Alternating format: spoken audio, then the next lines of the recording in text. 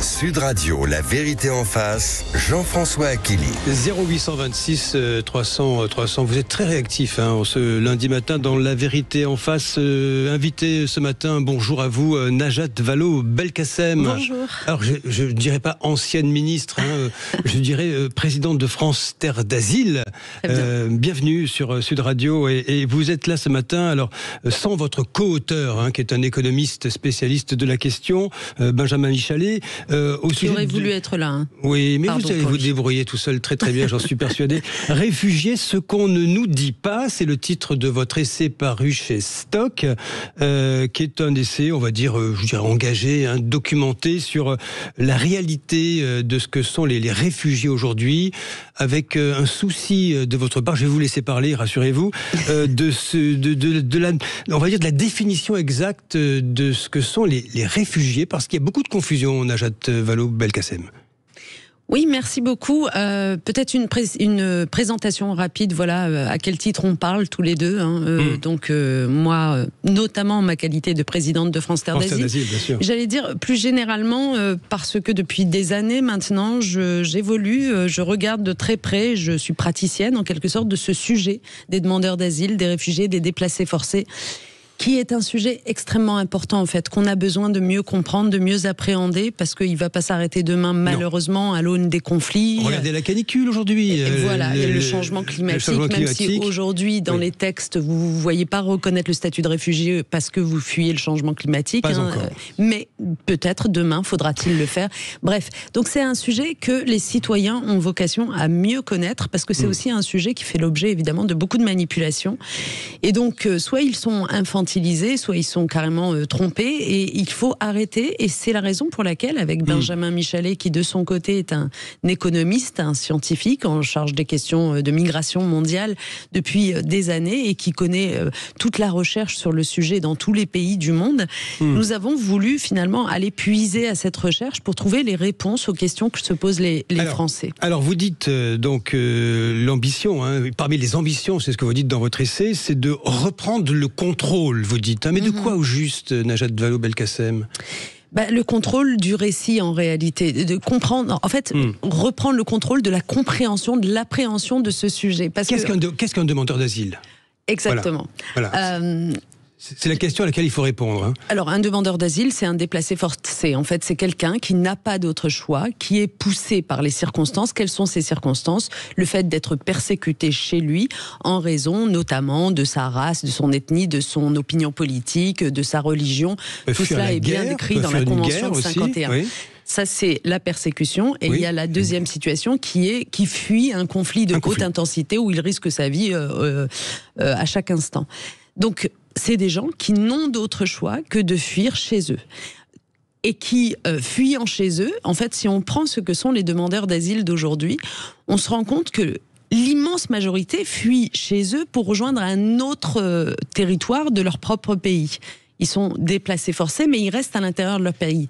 Ensuite, vous dites que 85% fuient leur pays, soit changent de région dans le pays. Voilà, exactement. Soit vont dans les pays voisins. Limitrophes. Limitrophes. Donc, comme c'est beaucoup des gens du Sud, parce que les conflits aujourd'hui, même si on en connaît un en Ukraine, en Europe, mais l'essentiel des conflits sont malheureusement au Sud. Les gens qui fuient le Sud, en réalité, restent dans ce Donc, vous Sud. parlez des 15% qui viennent... Et donc, seuls, entre 15 et 20% finissent par continuer jusqu'au nord. Et donc la question, c'est finalement quel est l'accueil qu'on leur réserve ? Quel est le regard que l'on porte sur ces demandeurs d'asile depuis quelques années, depuis une dizaine, quinzaine d'années environ ? Et contre toute attente, vraiment de façon contre-intuitive, la notion de réfugié qui longtemps dans l'esprit de l'opinion publique a été quelque chose de noble, c'est-à-dire on disait on peut contester l'immigration économique, on peut contester ceci, cela, mais par contre les réfugiés, c'est vrai, il faut les protéger. Contre toute attente, aujourd'hui, c'est celle qui s'est la plus dégradée. C'est-à-dire que c'est à l'égard de cette notion de demandeurs d'asile et de réfugiés qu'il y a le plus de suspicion, voire d'hostilité, qui a été beaucoup construite, mais qui aussi s'est alimentée aux images que l'on voit circuler en permanence, où on voit des gens sur des radeaux, des bateaux de fortune sur le point de faire naufrage, avec un sentiment à la clé qu'ils sont trop nombreux, qu'ils viennent de façon massive. Ce sont aussi des images qui attirent la compassion quand même, Najat Vallaud-Belkacem. Quand il y a des drames, souvenez-vous, cet enfant sur une plage italienne, ce bébé, ce sont des images qui aussi frappent les opinions, mais de façon plutôt, on va dire, avec beaucoup d'émotion. Hein. Il n'y a pas simplement du rejet, vous dites de la manipulation. Évidemment qu'il y a de la manipulation tous azimuts. Moi, je voudrais vous opposer quand même certaines choses pour vous faire mieux développer votre argumentaire. Comme par hasard, si vous voulez, l'image du réfugié, du vrai réfugié, si je puis dire, s'est dégradée au fil des années parce que l'état économique et social du pays, lui aussi, se dégrade. Il y a une forme de corollaire. Hein. Alors, commençons vraiment par, justement, c'est ce que cherche à faire ce livre, par clarifier les choses. Allons-y. À force de voir ces images représentant des gens sur des bateaux de fortune en train de faire naufrage, on en est venu à considérer que à chaque fois qu'on parle de migration, en fait, ce sont des gens dans cette situation-là dont on parle. Non. Donc, en fait, l'image du demandeur d'asile sert aujourd'hui d'illustration à l'ensemble des chiffres de la migration. Par exemple, dans un pays comme le nôtre, il y a à peu près 336 000 titres de séjour qui sont délivrés chaque année. Eh bien, un certain nombre d'observateurs ou d'acteurs du débat public vont vous présenter ces chiffres-là en vous disant, grosso modo, c'est des migrants, avec associé à ce mot l'image de réfugiés, de déplacés forcés sur ces bateaux-là. En fait, tout cela est faux. Ce que nous commençons par dire, c'est que les demandeurs d'asile, les déplacés forcés qui arrivent sur notre territoire, en fait, ils sont une proportion extrêmement minimale par rapport aux autres migrations.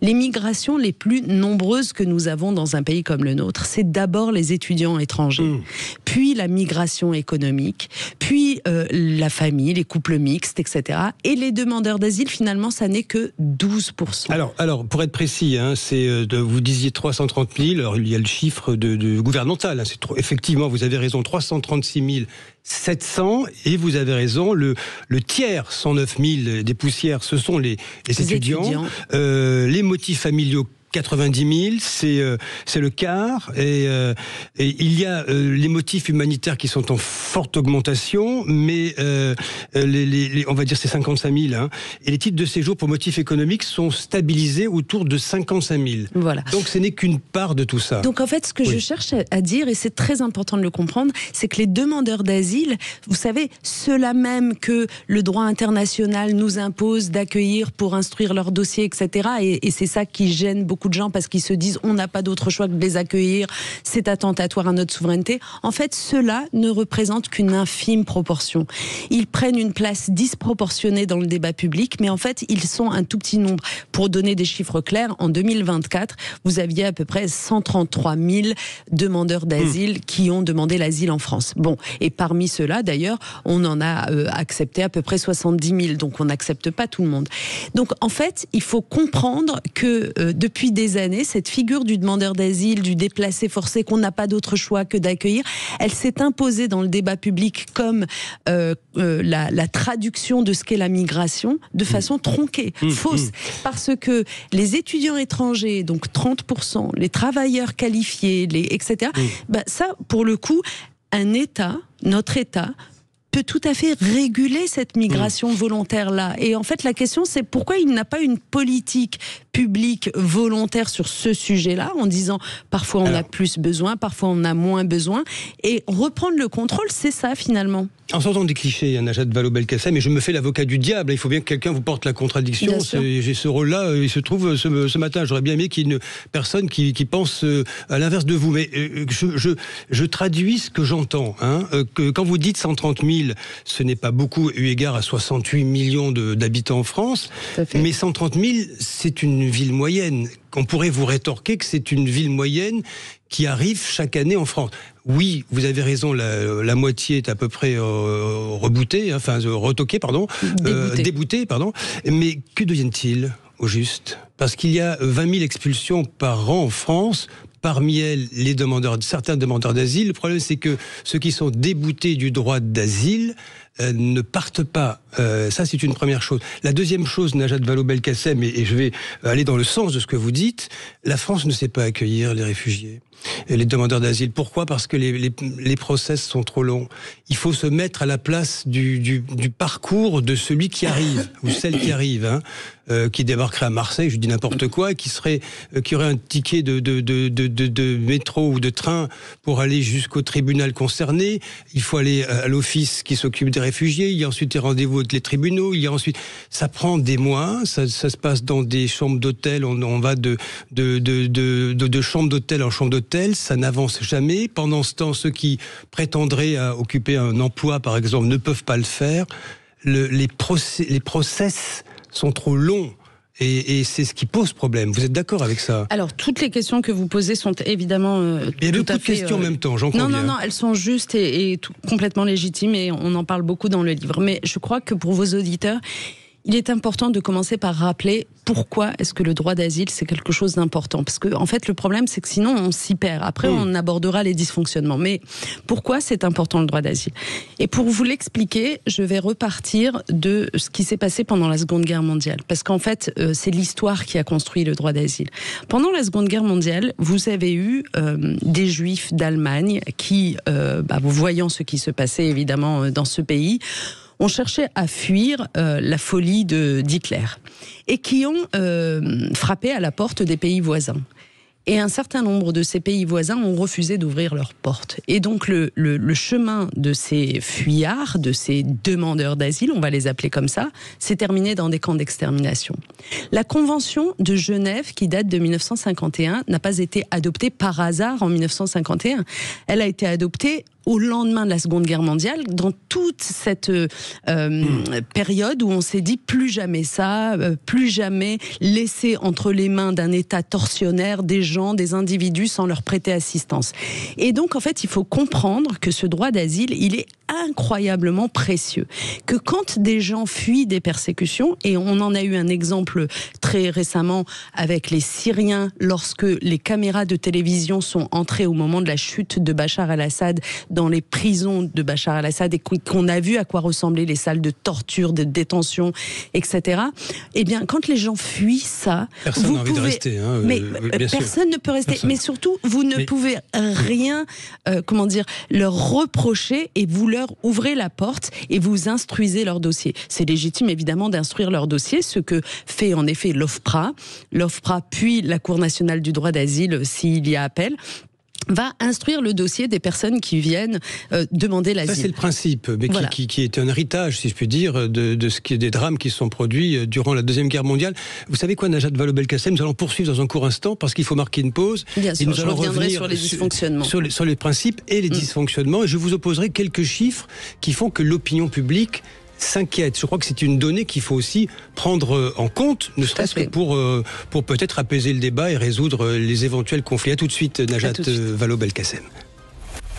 Sud Radio, la vérité en face, Jean-François Akili. 0826 300 300, la vérité en face avec Najat Vallaud-Belkacem, la présidente de France Terre d'Asile, qui co-signe avec l'économiste Benjamin Michalet, grand spécialiste de ces questions, les réfugiés, ce qu'on ne nous dit pas, édité par Stock. Vous évoquiez à l'instant, Najat Vallaud-Belkacem, la nécessité de dire les choses, d'avoir des données chiffrées, de savoir ce dont on parle, le statut de réfugié qui est un héritage de la Deuxième Guerre mondiale, qui est quelque chose qui est aujourd'hui, on va dire, noyé dans une sorte de méli-mélo de l'approche que l'on a plus ou moins, on va dire, documentée. C'est ça l'idée de ce qu'est la migration en général. Il y a toutes sortes de migrations. C'est ça, c'est-à-dire Je rappelle que l'homme migre depuis la grotte.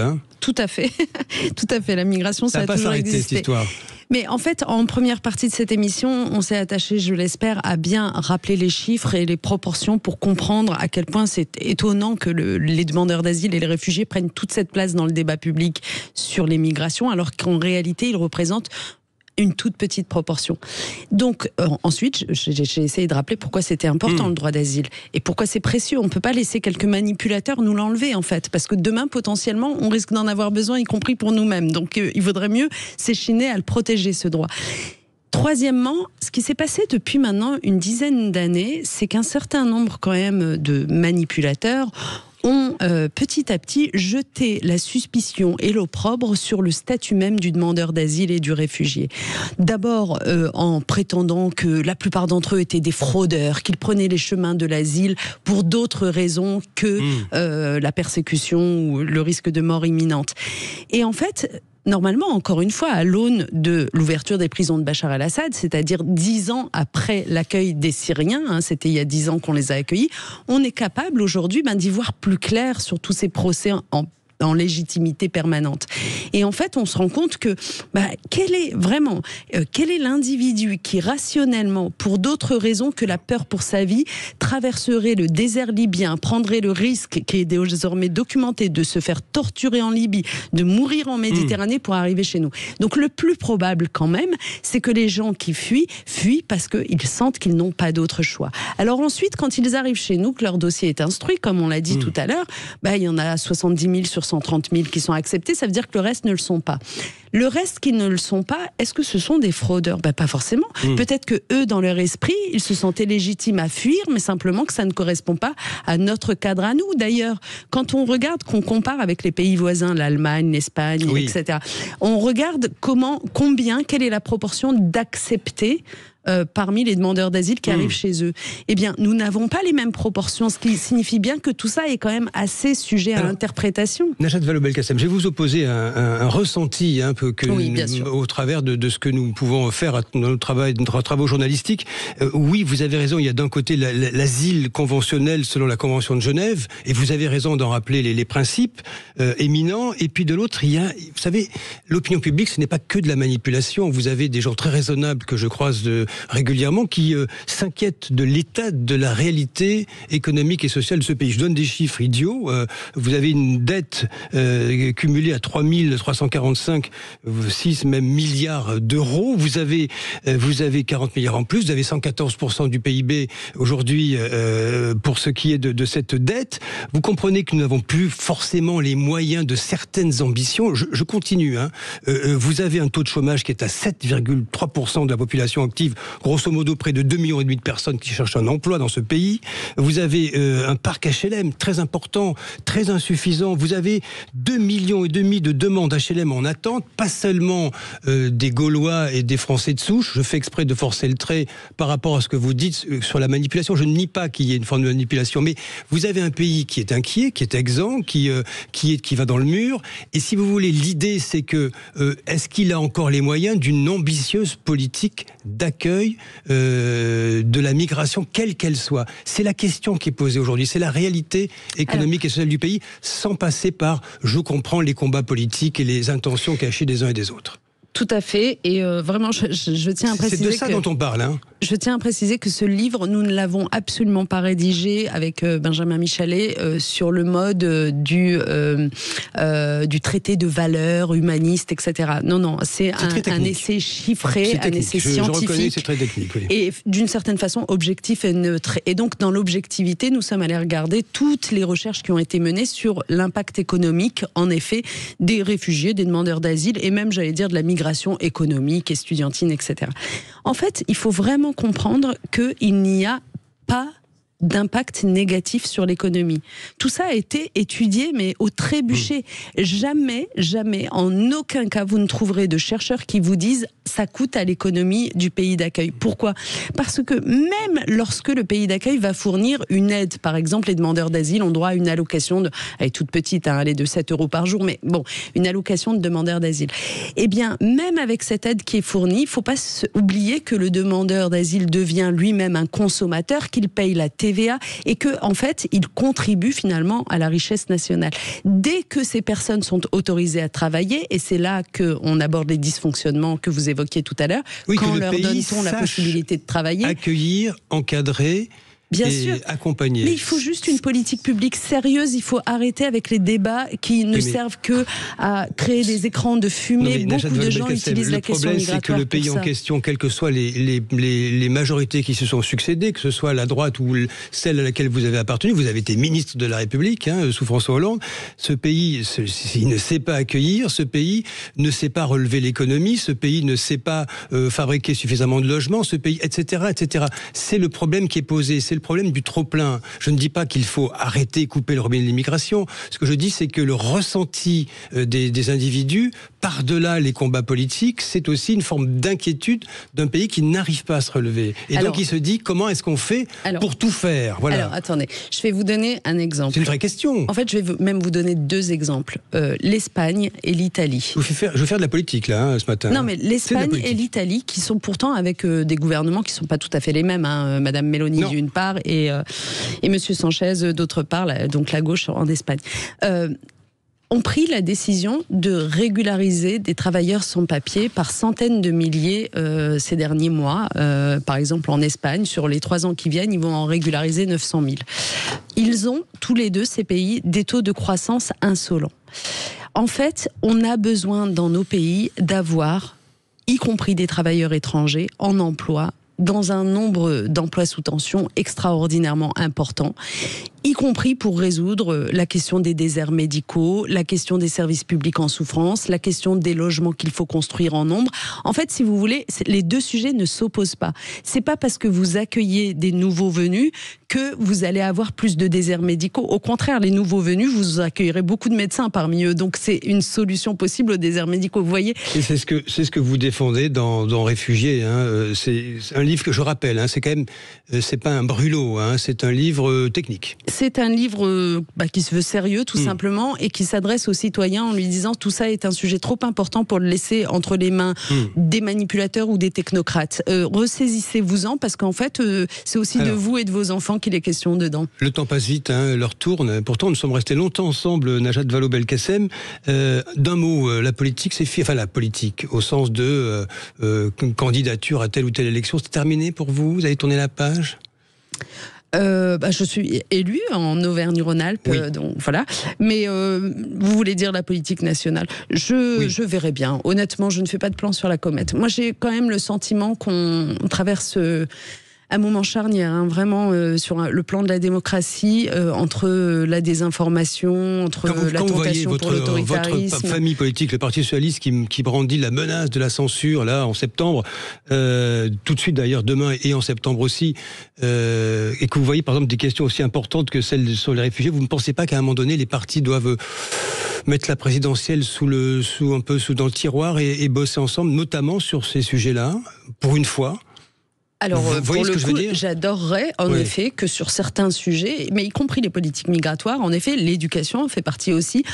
On arrête d'une certaine façon les tensions et la politique de la polarisation, et qu'on pourquoi pas des conférences citoyennes? Vous savez, une conférence citoyenne sur des sujets comme ceux-là, pendant lesquels on déciderait d'axes communs et auxquels on ne retoucherait que d'une main tremblante pour en finir avec les débats manipulés en permanence, oui, ça ferait beaucoup de bien à notre pays.